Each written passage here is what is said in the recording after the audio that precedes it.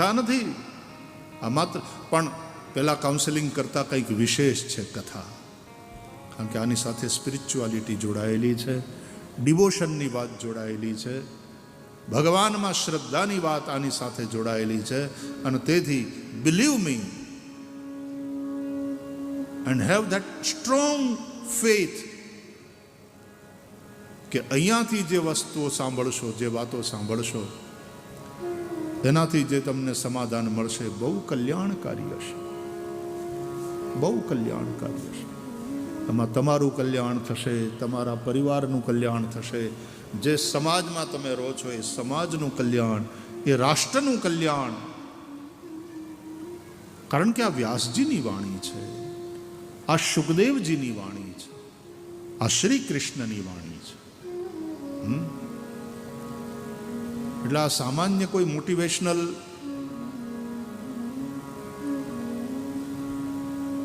સ્પીકરની વાત નથી. શ્રી કૃષ્ણ તો જગતગુરુ છે.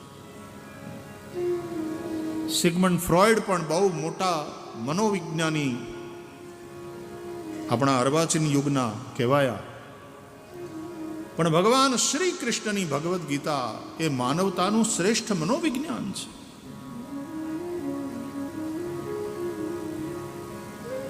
અને ભગવદ્ ગીતામાં ભગવાન શ્રી કૃષ્ણે વોટ આર ધી રેમેડીઝ એ પણ બતાવ્યું છે. માત્ર સમસ્યાઓની ચર્ચા નથી કરી, સમાધાનની વાત કરી. સોલ્યુશન શું છે?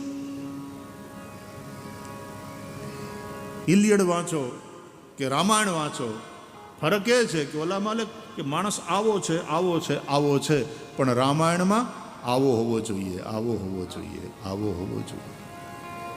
આદર્શ માનવ જીવન શું છે એ રામાયણ સમજાવે છે. અને એટલા માટે યુગોથી આપણે ત્યાં ભાગવતની કથા, રામાયણની કથા, ભગવદ્ ગીતા ઉપરના પ્રવચનો, ઉપનિષદ ઉપરના, તમારી ઓર કક્ષા ઉપર જાય, તમે વેદાંત તરફ આગળ વધો, ઉપનિષદની ચર્ચાઓ આપણા સંન્યાસી, આપણા વિરક્ત પુરુષો કરે. એક તો ઉપનિષદો ભણાવનારા એકેડેમિશિયન્સ છે. IAS ના અંતે બધી પરીક્ષાઓમાં પણ ઉપનિષદો વિશેની ને દર્શનો વિશેની વાતો એને શીખવાની હોય છોકરાએ. તેવા એકેડેમિશિયન્સ છે, એ ઉપનિષદની વાતો કરે. પણ જ્યારે કોઈ વિરક્ત સંન્યાસી, વેદાંતી એ પ્રકારેનું જીવન જીવતો હોય, કારણ કે સાધન ચતુષ્ટયની વાત વેદાંતમાં છે. નિત્યાનિત્ય વસ્તુ વિવેક, ઇહામૂત્રાર્થ ફલ ભોગ વિરાગ. નિત્ય અને અનિત્યનો વિવેક પહેલી વાત. ઇહલૌકિક અને પારલૌકિક બધા જ પ્રકારના સુખોની આસક્તિનો આત્યંતિક અભાવ. ત્રીજી વસ્તુ ષટ સંપત્તિ, શમ દમ ઇત્યાદિ. અને ચોથી વાત દ્રઢ મુમુક્ષા. આ ચાર વસ્તુ હોય તો જ વેદાંતની સ્કૂલમાં એન્ટ્રી મળે, એડમિશન મળે. એટલે આપણે ખાલી આમ એકેડેમિક એક વિષય તરીકે ભણાવવાવાળા ભણાવતા હોય અથવા તો ભણવાવાળા ભણતા હોય તો એનાથી ઉપનિષદો વિશેની જાણકારી મળી જાય, પણ એ જ્ઞાન મોક્ષદાતા નહીં સાબિત થઈ શકે. કારણ જે સાધન ચતુષ્ટય એની જરૂર છે એ જ નથી આપણામાં વિવેક, નથી આપણામાં વૈરાગ્ય, નથી શમ દમ ઇત્યાદિ, કે નથી મુમુક્ષા.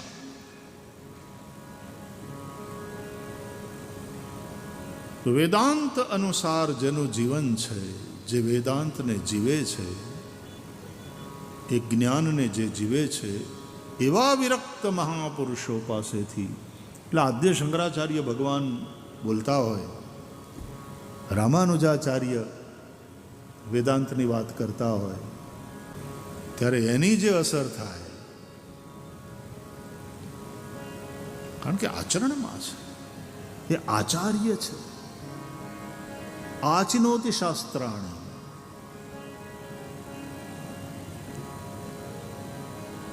બડી અદ્ભુત વાત. તકલીફ એ છે કે આજે ધર્મના ક્ષેત્રમાં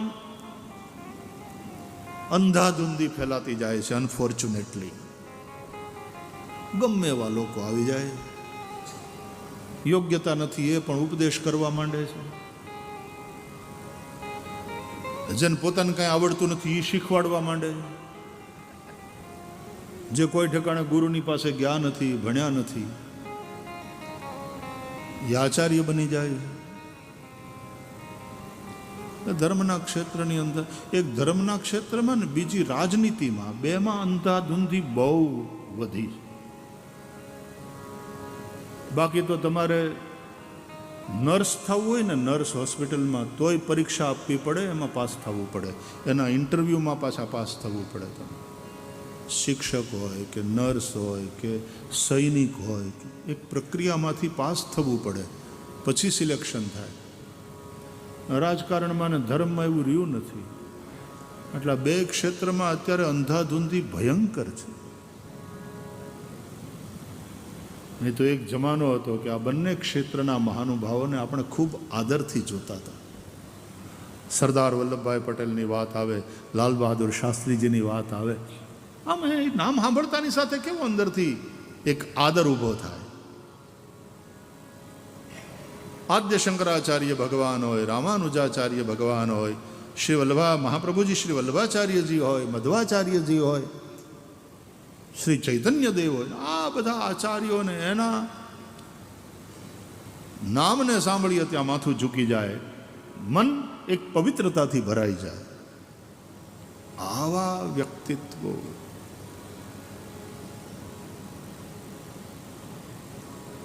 કલિયુગનો પોતાનો પ્રભાવ છે. ઉનાળો હોય તો ઉનાળો એનો પોતાનો પ્રભાવ તો બતાવે જ ને. એમાં કલિયુગ ચાલે છે એટલે કલિયુગ એનો પોતાનો પ્રભાવ બતાવે.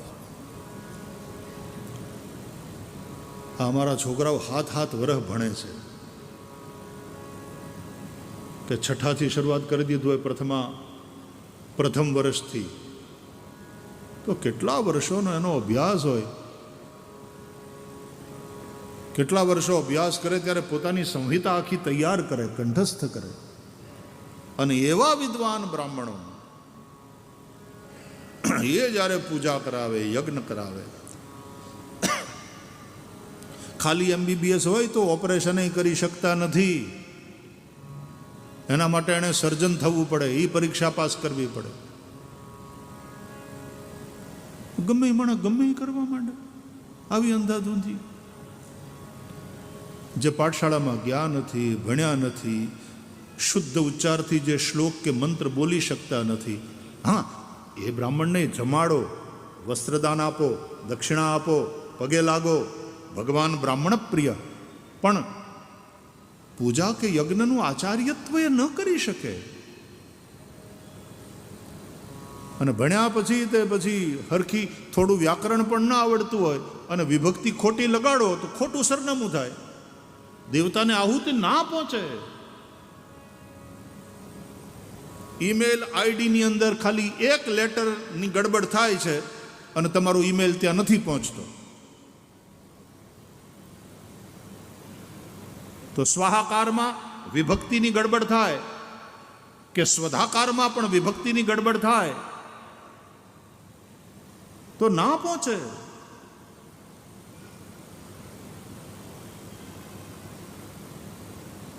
ઇદમ જલમ તસ્મૈ સ્વધા નમઃ કે ઇદમ જલમ તસ્યૈ સ્વધા નમઃ. અને ઓલામાં નમઃ અને સ્વાહાકાર સાથે આહુતિ આપતા હોઈએ દેવતાઓને. એટલે ભણવું બહુ જરૂરી છે ને. ભણેલા ગણાલાની પાસે આચાર્યત્વ કરાવવું. આપણે ગંભીરતા આ બાબતમાં જે હોવી જોઈએ એ નથી, એટલે ધર્મના ક્ષેત્રમાં અંધાધૂંધી થઈ છે. આચાર્યોની પકડ ઓછી થઈ, પોલિટિકલ ઇન્ટરવેન્શન વધ્યું. તો રાજાઓનું કામ ધર્મની રક્ષા માટેનું હતું. રાજદંડ ઉપર ધર્મદંડનો એક કંટ્રોલ હતો. અને ધર્મ ક્ષેત્રના એ આચાર્ય મહાનુભાવો એ ઈશ્વરના પ્રત્યે જવાબદાર હતા. પોતાની જ રાજગાદી ચક્રવર્તી સમ્રાટ મહારાજ દશરથ પોતાના જ દીકરા રામને આપવા માગે છે, પણ એ આપવાનો નિર્ણય કરવામાં પૂર્ણતયા સ્વતંત્ર નથી. એની ઈચ્છા છે કે હવે રામ રાજા થાય, પણ જાય છે ગુરુ પાસે. વશિષ્ઠજી પાસે.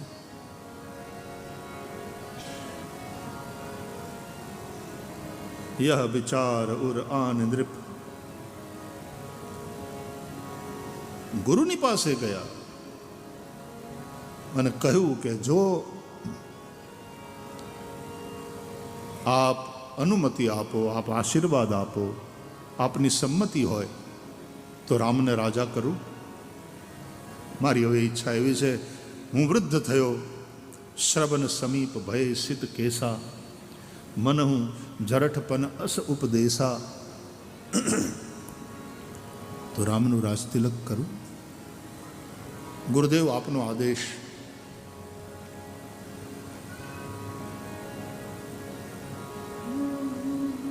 અને ત્યારે વશિષ્ઠજીએ આજ્ઞા આપી, અનુમતિ આપીને આશીર્વાદ આપ્યા. બહુ સારો વિચાર છે, બરાબર છે. ધર્મ સત્તા સિક્કો મારે છે સમર્થનનો. આગે બઢો, કરો. તો ગુરુદેવ ક્યારે કરવું? શુભ મુહૂર્ત. અને ગુરુદેવ વશિષ્ઠજી બોલ્યા, બેગી વિલંબ ન કરીએ નૃપુ, સાજીય સબુય સમાજ, સુદિન સુમંગલ તબ હી જબ, રામ હોય जुबराज. बेगी विलंब न करी इंद्र, हे राजा जल्दी करो, वार न लगाड़ो, सब तैयारी करो.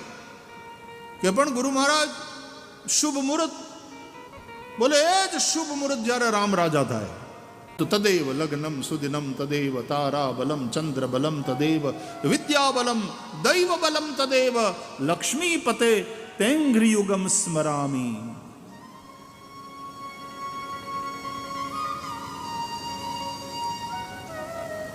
ગુરુજીએ તો કહ્યું તું તરત કરો, વાર ન લગાડો.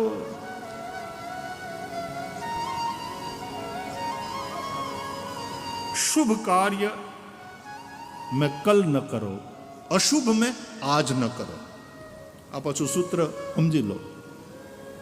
અશુભમાં આજ નહીં અને શુભમાં કાલ નહીં. शुभ कार्य હોય તો કાલ ઉપર ન ટાલો, क्योंकि कल होती तो है, आती कभी नहीं.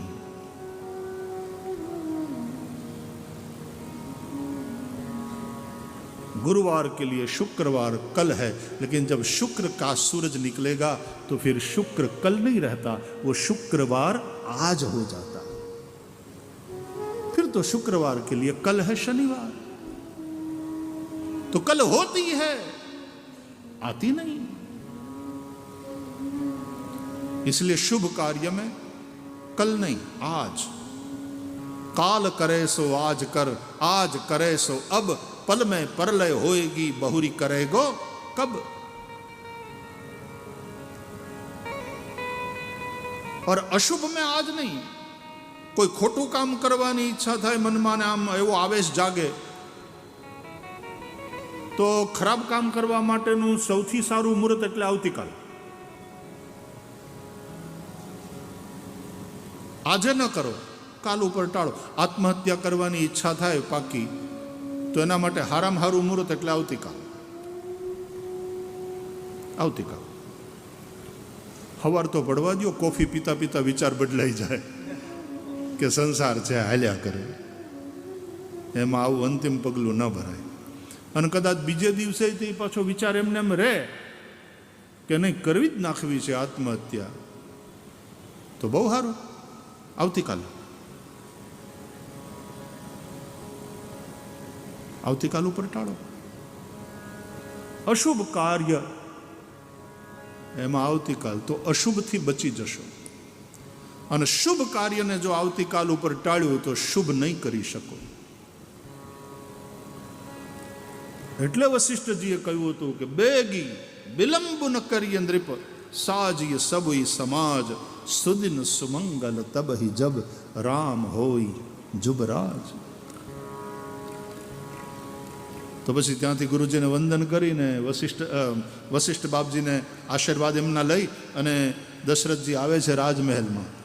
મુદિત મહીપતિ મંદિર આય,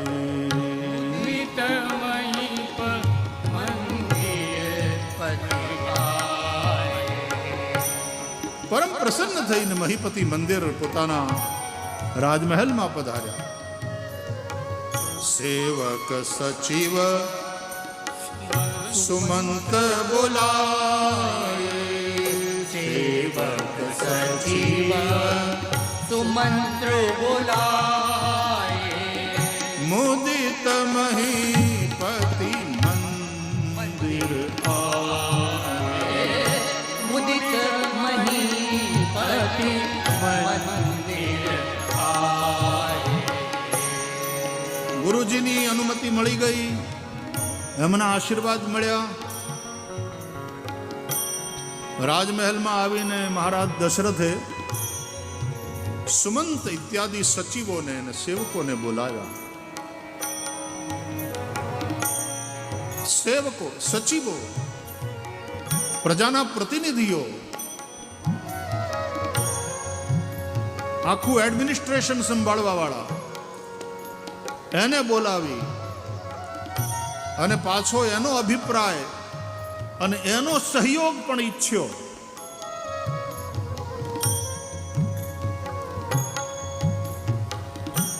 જો પાંચહી મત લાગે નિકા, પાંચહી મત લાગે કરહું હરષિય રામ હિ ટીકા, કરહું હરષિય રામ હિ ટીકા, મુદિત મહીપતિ મંદિર આય, મુદિત મહીપતિ મંદિર આય, સેવક સચિવ સુમંત્ર બોલાય, સચિવ સુમંત્ર બોલાય, મુદિત મહીપતિ મંદિર આય, મુદિત મહીપતિ મુદિત મહીપતિ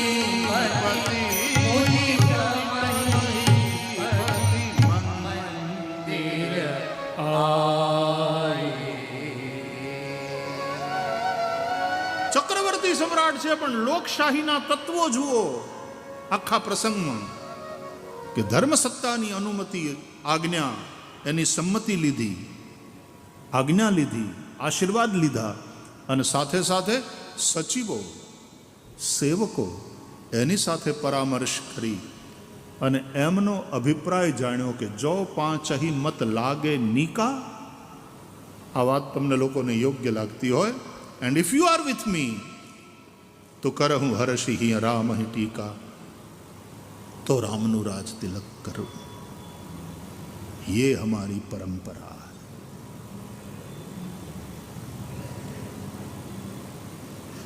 ये રાજાશાહીમાં, એ લોકશાહીના બધા જ તત્વો વિદ્યમાન હતા.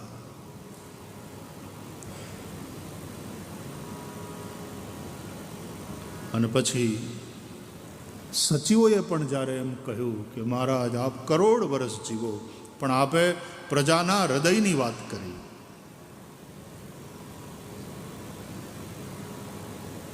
પોતાની ઈચ્છા, ગુરુદેવની અનુમતિ અને આશીર્વાદ અને સચિવોનું સમર્થન, આ ત્રણેય વસ્તુ થઈ ગયા પછી રાજા દશરથે નિર્ણય કર્યો હતો કે તો પછી કરો તૈયારી, આવતીકાલે જ રામને રાજગાદીએ બેસાડીએ. આવતીકાલે? આ નિર્ણય ખોટો, કારણ કે શુભમાં કાલ નહીં.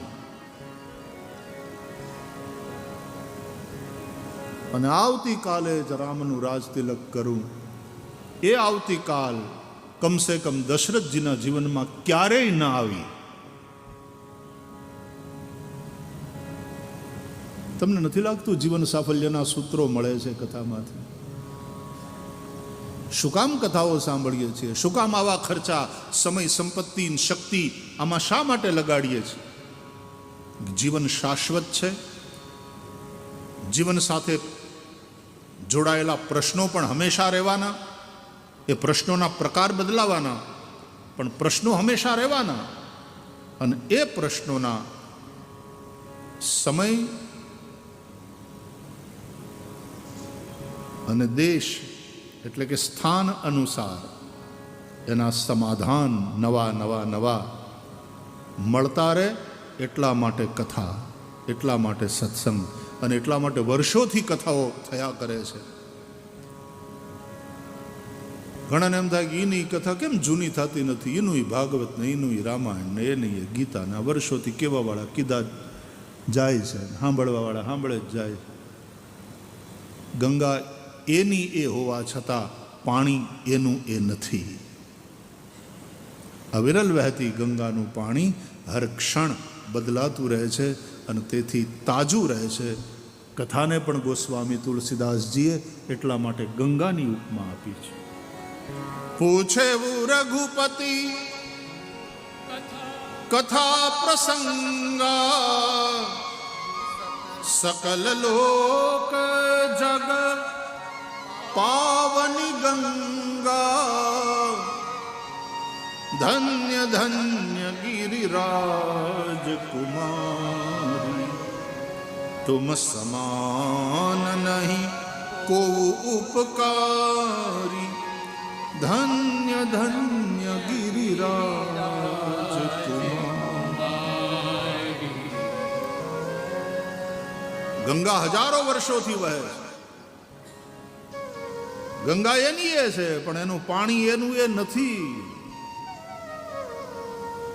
હર ક્ષણ બદલાતું રહે. એટલા માટે કોઈ ચિંતકે કહ્યું, એક ही नदी में तुम 2 बार स्नान नहीं कर सकते, क्योंकि घाट भले ही वही हो लेकिन पानी बदल गया है.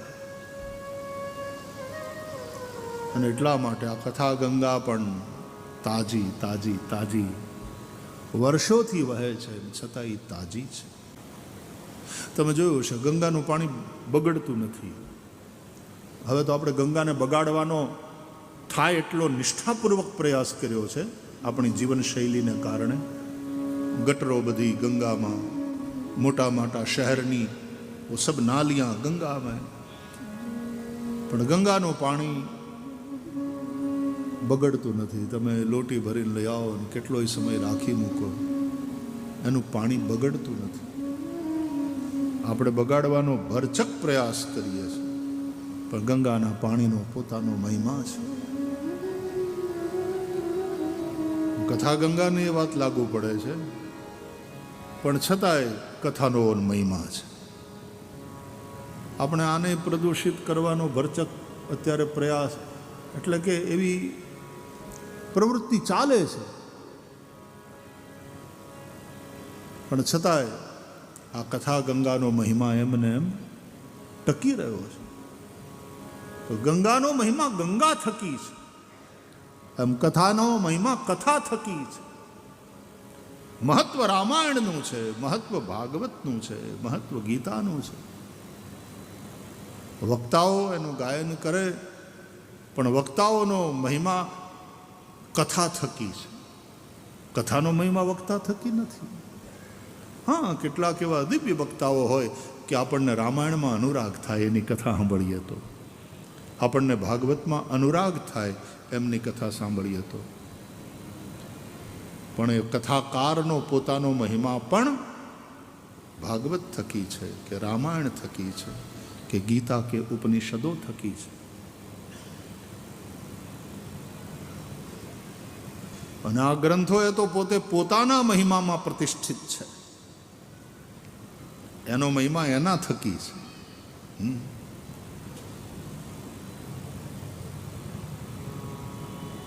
તો પગના દેવ વિષ્ણુ, સૌથી મહત્વની વાત, પગ ચાલતા રહે ત્યાં સુધી તમારું જીવન ચાલતું રહે. પછી બે હાથ, હાથના દેવ ઇન્દ્ર.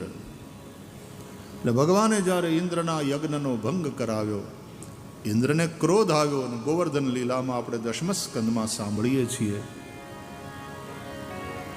ઇન્દ્રે પ્રલયકારી મેઘ વરસાવ્યા,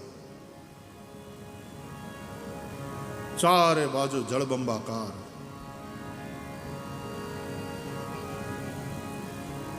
મુશળધાર એટલે સાંબેલાની ધાર, મુશળધાર વરસાદ એમ કહીએ ને.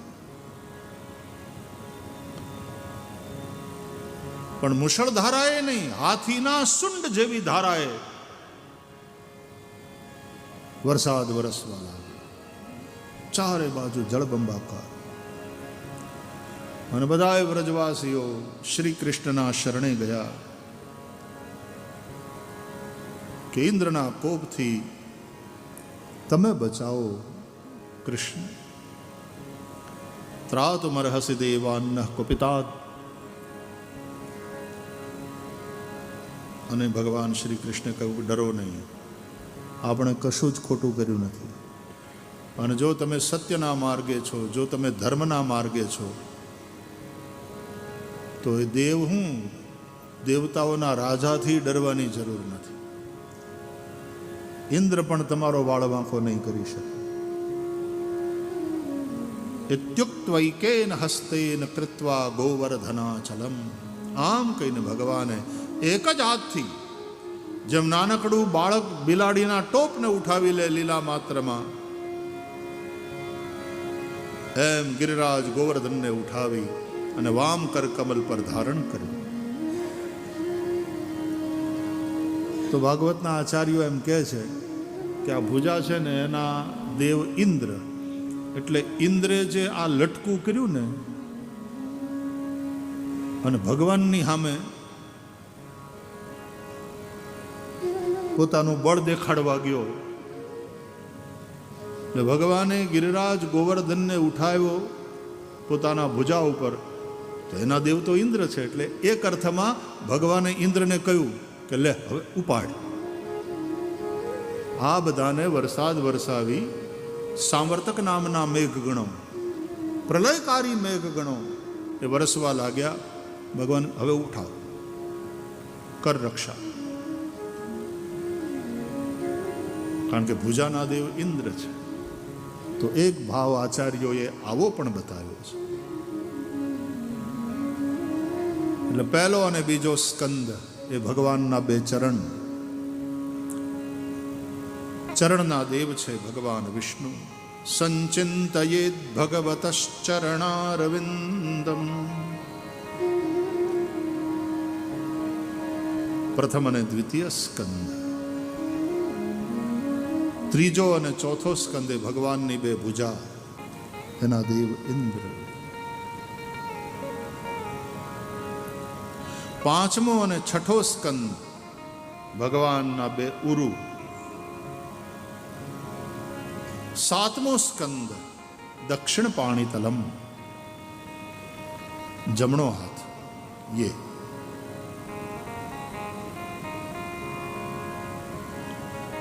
ભુજાઓમાં બળ, કાંડામાં કૌવત, પણ હાથની આંગળીઓમાં કલા હોય. ઘણા માત્ર હાથની આંગળીઓથી એવા સરસ પેન્ટિંગ કરે, એ હાથની આંગળીઓને અંગૂઠામાં જ કલમ પકડાય, લખાય પણ ખરું અને ચિત્રામણ પણ થાય. નૃત્યમાં એ હાથની જ મુદ્રાઓથી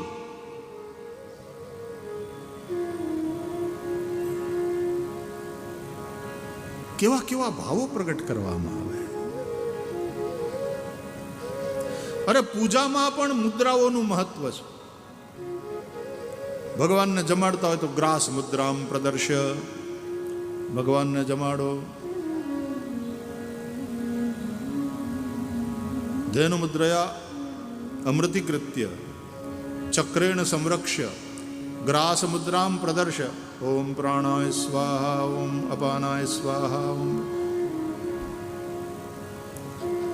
અમારા ઋષિકુમારો હવારના યજ્ઞ કરે, હાંજના સંધ્યા કરે, હવારની સંધ્યા કરે તો ગાયત્રી મંત્ર જપ પહેલાં પણ મુદ્રા પ્રદર્શન હોય ને ગાયત્રી જપ પછી પણ મુદ્રા પ્રદર્શન હોય. સુમુખમ સંપુટમ ચૈવ વિતતમ વિસ્તૃતમ તથા. કરવી છે બેટા મુદ્રા?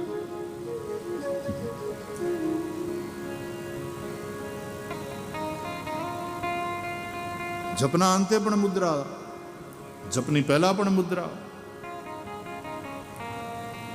તો નૃત્યની અંદર પણ મુદ્રા, આપણા ધાર્મિક કર્મકાંડમાં પણ મુદ્રાઓ, એનું મહત્વ છે. અને વેપારી હોય તો એના તિજોરીમાં ન્યાય મુદ્રા, એનું બહુ મહત્વ. અને ઘરે હોય તો ભદ્રા, સ્ત્રી એ ભદ્રા હોય, સુભદ્રા હોય તો કૃષ્ણની બેન. ભગવાન શ્રી કૃષ્ણ જ પોતાના સખા, ભાઈ કે શિષ્ય એવા અર્જુનને વરાવરાવે છે. સુભદ્રા કૃષ્ણ જ આપે છે. શ્રી કૃષ્ણની કૃપાથી સુભદ્રા અર્જુનને પામ્યા અને અર્જુન સુભદ્રાને પામ્યા. સુભદ્રા સારી રીતે કલ્યાણ કરનારી.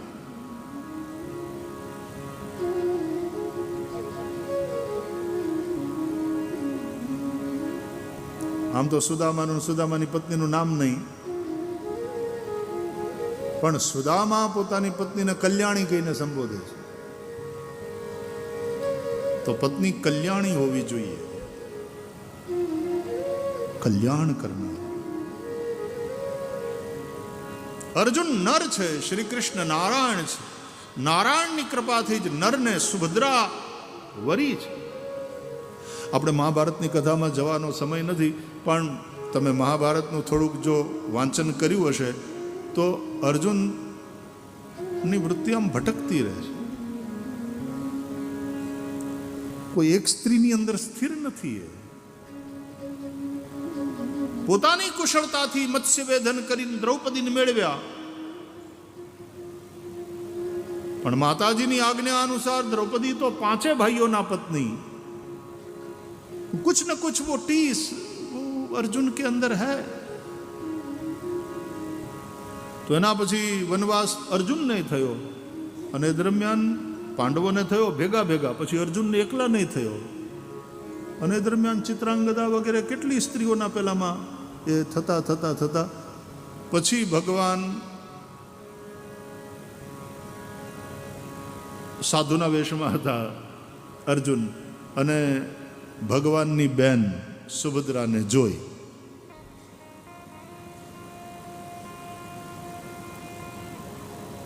જો એવું નહીં વિચારતા કે મામા ફઈ ના થાય. શ્રી કૃષ્ણ અને અર્જુન આમ તો એક રીતે ભાઈ પણ છે ને, પણ કેટલાક સમાજમાં મામા ફઈના પણ પરણે આવી પરંપરા હોય છે, આજે છે.